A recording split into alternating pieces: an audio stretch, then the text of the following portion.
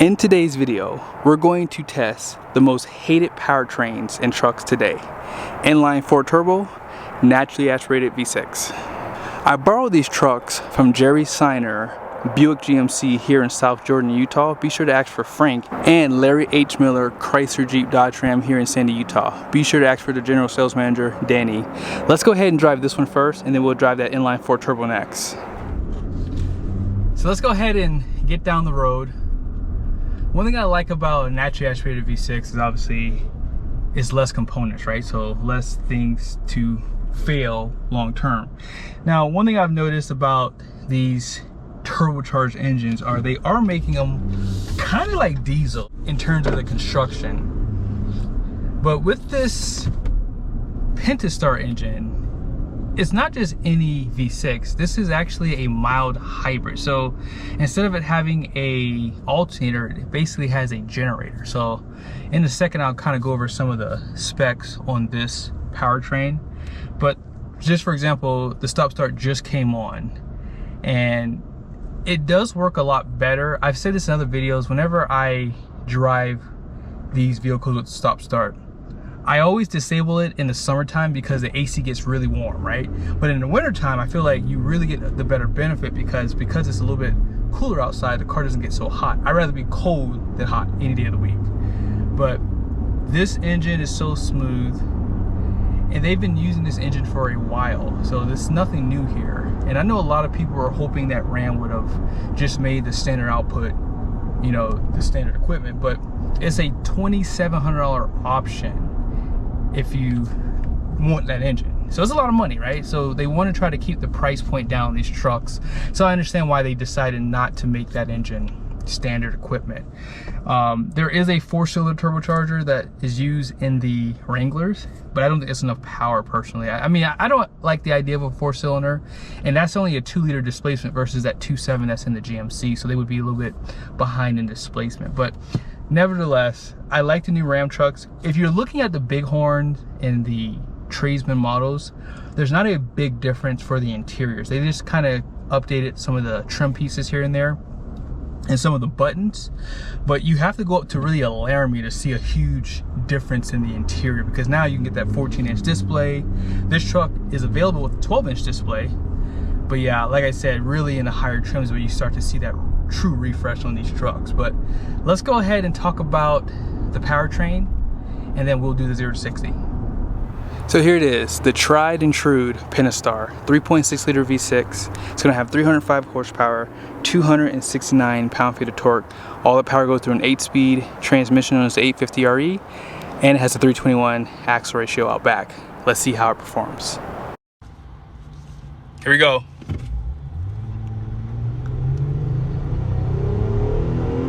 $30.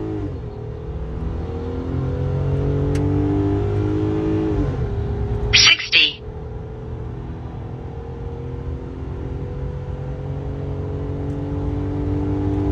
Quarter mile. Well, unfortunately, this is truly a naturally aspirated V6. Now, I'm about 4,800 feet above elevation. Yeah, 0 to 60 in 10.23 seconds. That is terrible.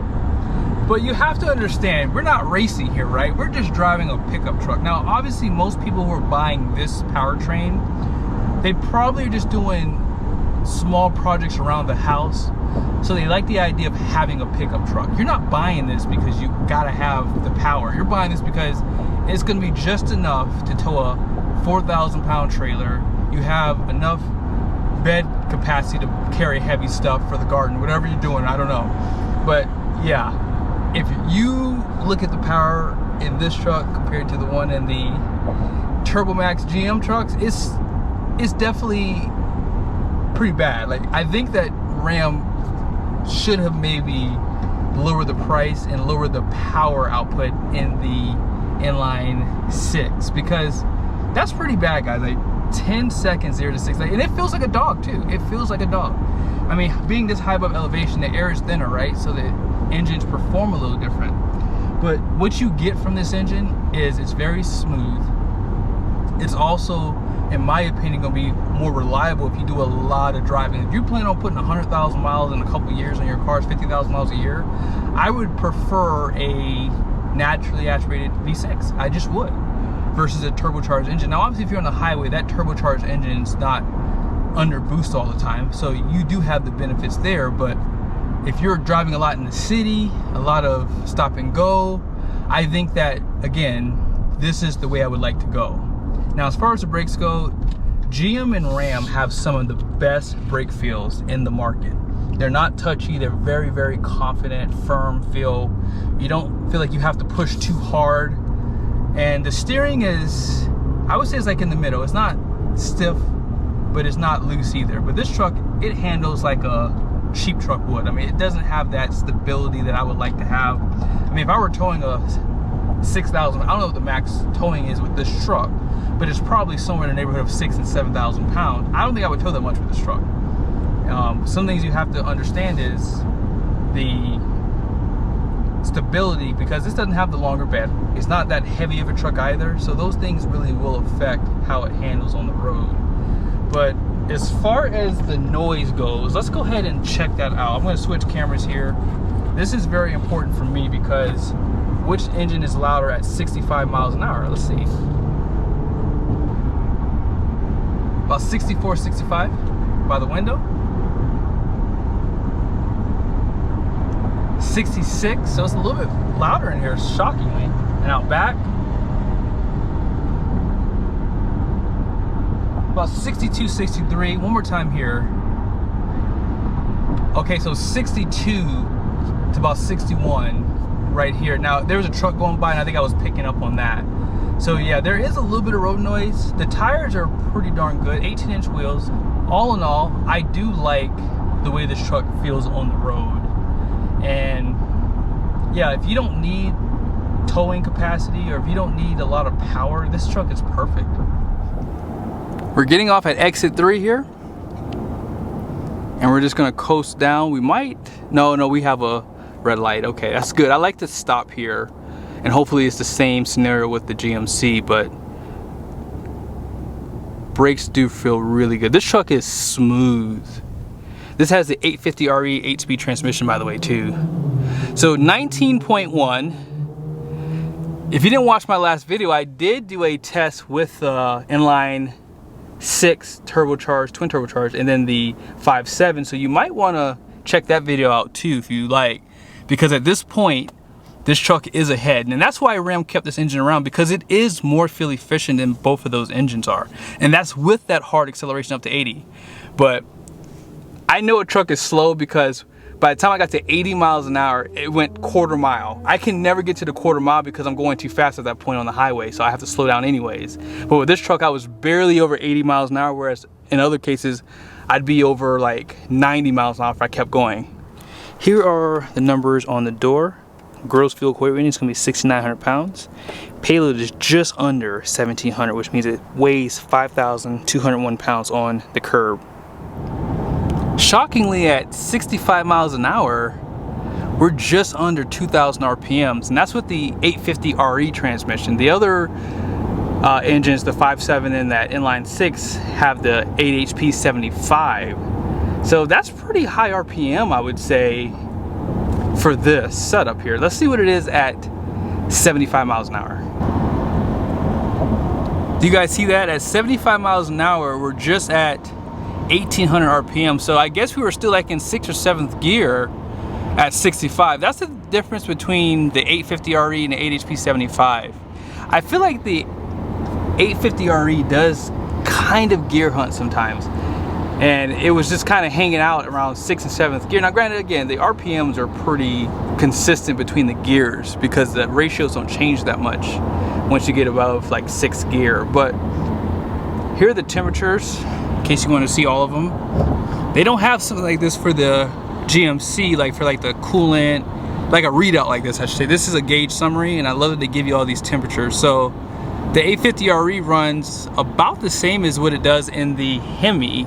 The Hemi runs about 170, 180 degrees, but with the new inline 6, it runs a lot lower. So it was very surprising to see that. And they share the same transmission between the 5.7 and the 3-liter inline 6. But we should be back in a second, and I'll show you guys where we end off at. Just got back.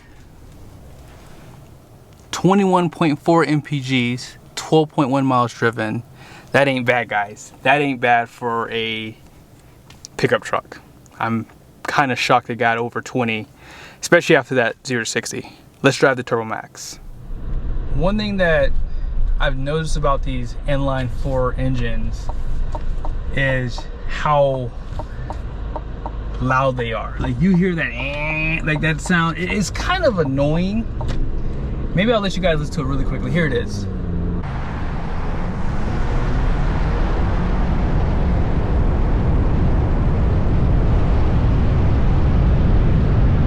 There it is. So it doesn't sound bad, but that V6 is smoother. It just feels better. But of course, under load, obviously this turbocharged engine is going to perform better. These trucks, and you'll see this in a second, they're about the same weight. So I'll show you guys the payload and the numbers on the door for this truck. But I feel as though if I had to choose between the two for myself personally, if I was buying a truck, I think I would prefer the inline 4 turbo. 310 horsepower, which you guys will hear in a second, that's pretty impressive, but the torque is what really shines on this truck. Now, let me just make this point before I show you guys the powertrain. The seats in the Ram are bigger, and I feel like they do a better job at supporting you.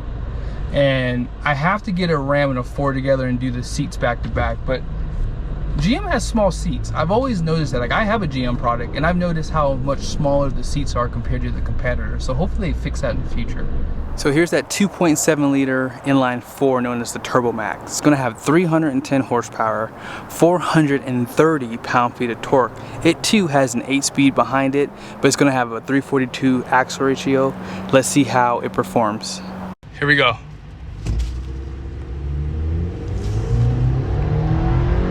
Thirty.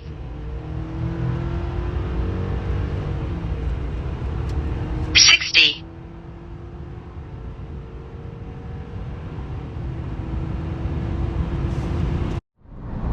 There you have it.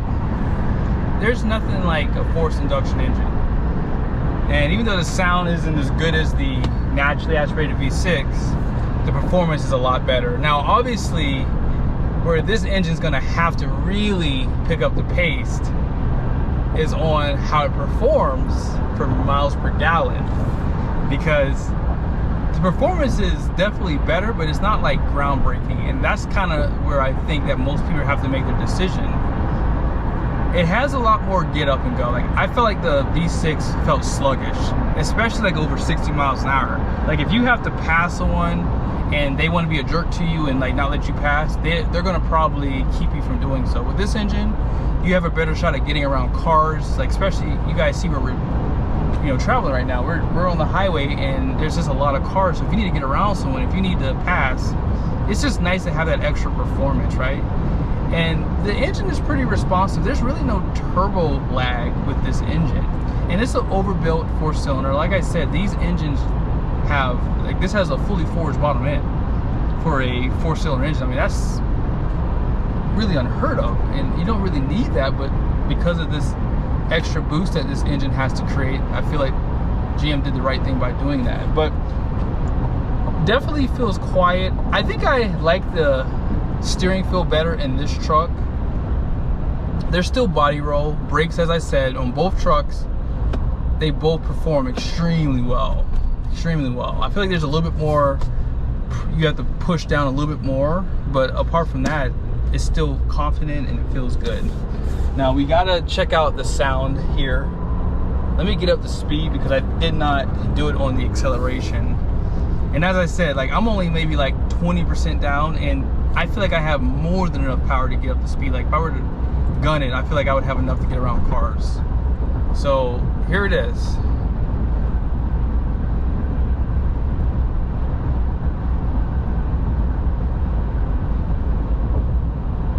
It's a little bit louder for sure.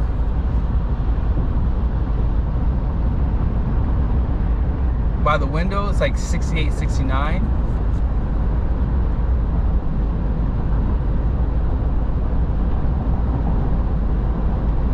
64, 65 out back. It's saying it's a lot louder, but I don't think it's like that much louder. Here, hold on, what's on?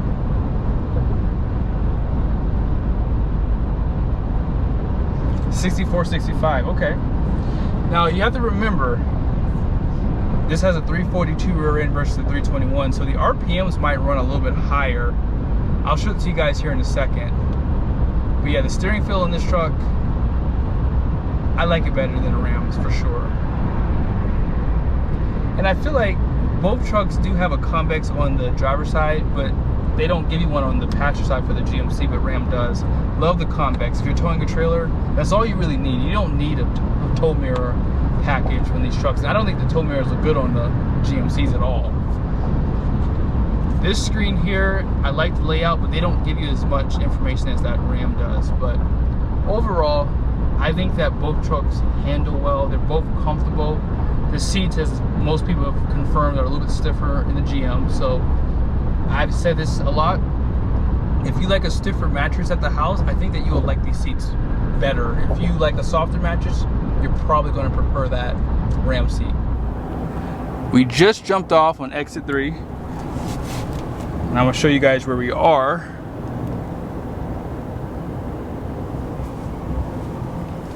So we're just coasting down and we're catching the red light, so it's pretty much apples to apples so far. We're not too far behind.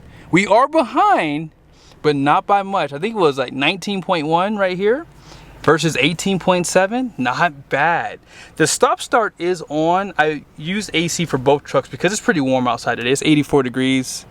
Hopefully you guys can see that. 84 degrees today. So I'm definitely using AC today. 18.7. And this is going to kind of keep dropping down. I'm not sure why the stop start's not working. Let me turn the AC off and see what happens. There it is. It just turned off. It works a lot better for the Ram for sure though. Here are the numbers on the door for the GMC. Gross fuel weight rating is going to be 7,000 pounds. And you guys see here, 1,794 pounds of payload, which means this truck weighs 5,206 pounds on the curb. So it's basically the same as the Ram. At 65 miles an hour, 1,500 RPMs. That's probably about what it was for the Ram 2. But like I said, the Ram's 850 does gear hunt compared to GM's 8-speed. And that 342 might be the sweet spot for an 8-speed transmission, depending on how they gear it.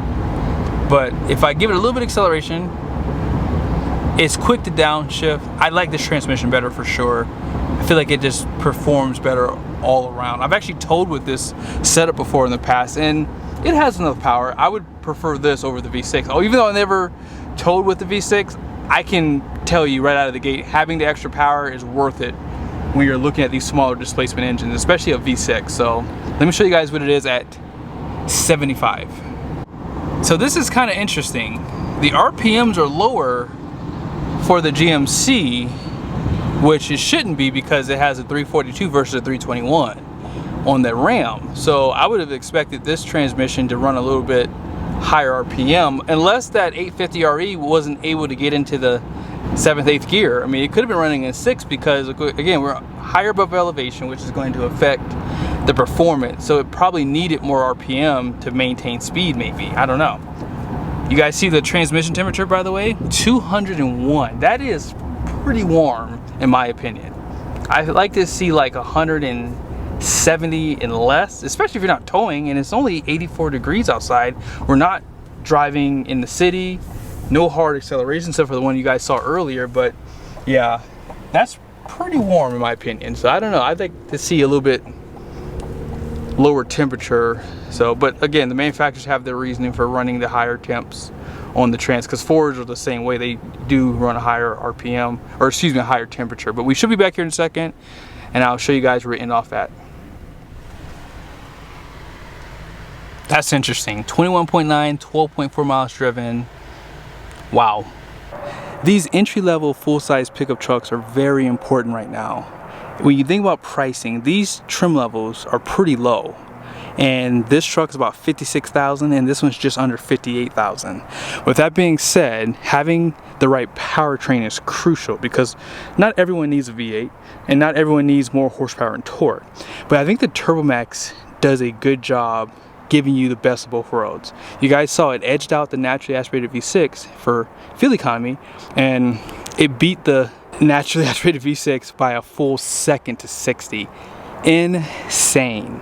So with that being said, I think Ram has a little bit more work to do. I would like to see them offer another engine outside of this one, and of course keep the price point down. But hey, at the end of the day, these trucks do come pretty well equipped. This is an Elevation, this is a Bighorn. They both have LED headlights. The Ram has the front and rear parking sensors standard, and this GMC has these 20-inch black wheels, so has a really nice style. And again, like I said, because trucks are so expensive, having more amenities is crucial, because not everyone can afford an $80,000 pickup truck.